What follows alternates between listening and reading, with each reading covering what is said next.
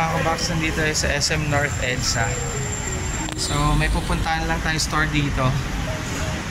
Bagong toy to na ating titingnan. So tingnan natin kung ano yan. Saan?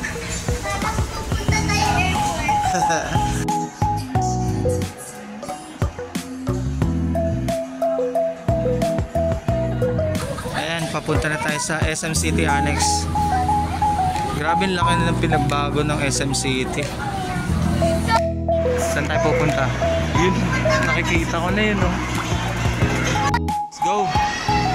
Ayun, oh, nakikita ko na yun, oh. Katabi. DJI. DJI. Yeah.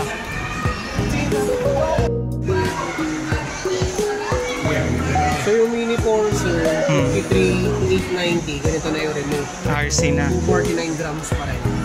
4 minutes flight time. Yung Mini 3 Pro naman sir, RC ganito rin.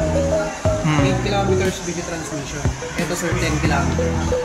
Tapos, unidirectional. So ito yung interest ko, yung kukunin ko. DJI Mini 3 Pro RC na. Pero basic lang, basic stuff.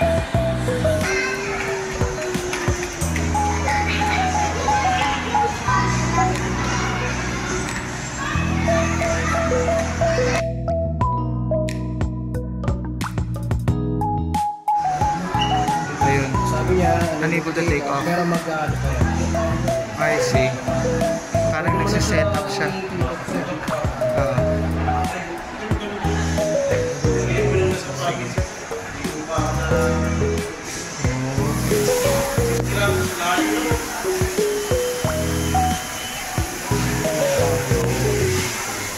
No way. Nice. Kung ganyan ka steady yung hold line.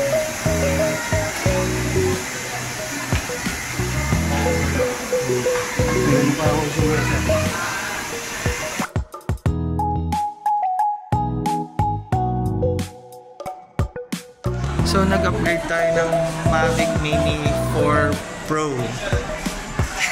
Kasi konti lang yung difference eh. So tingnan natin, i-demo ni Lennon yung device.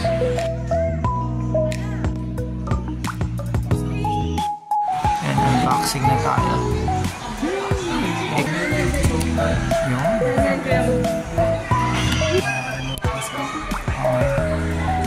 RC. Extra pair of pen. Kung rin paano ikabit dyan kapag kaso papalitan. RC.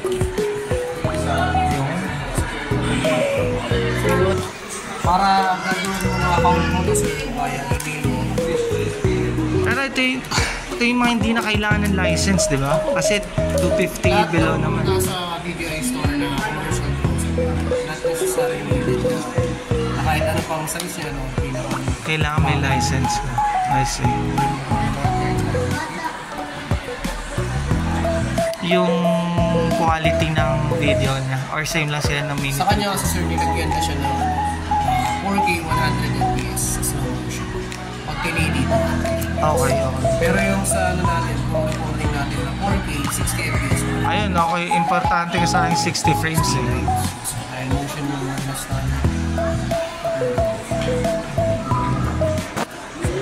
bali yan siya. Wala pang charge. Nice. Okay. Unahin natin i-activate sa remote sir. Okay. Press isang long press. Lagi mo po sa Short, long press. Yes. Click mo yung activate. Kasalanan ni Lennon yun ha.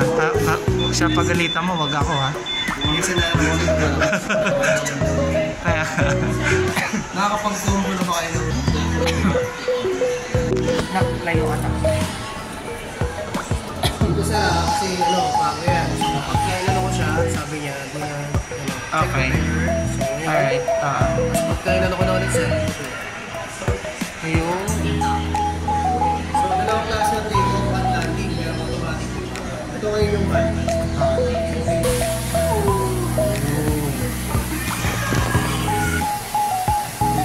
Pwede tayo mag-start recording.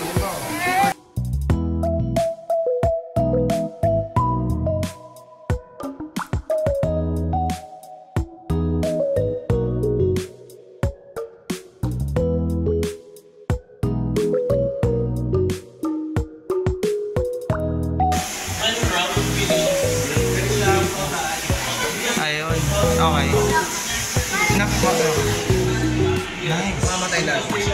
So, upon landing, okay. So, yung isang klase ng take-off force is Nak dito ka.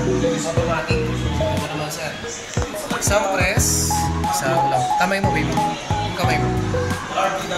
Ayun. Sana yan. Nice. Tapos kayo na lang mag-a-adjust yung altitude. Okay, pag nakaano na siya. Pero syempre, sir, dahil may auto take-off, may auto-land. Naku, Nakasugat yan, kaya delikado yan na.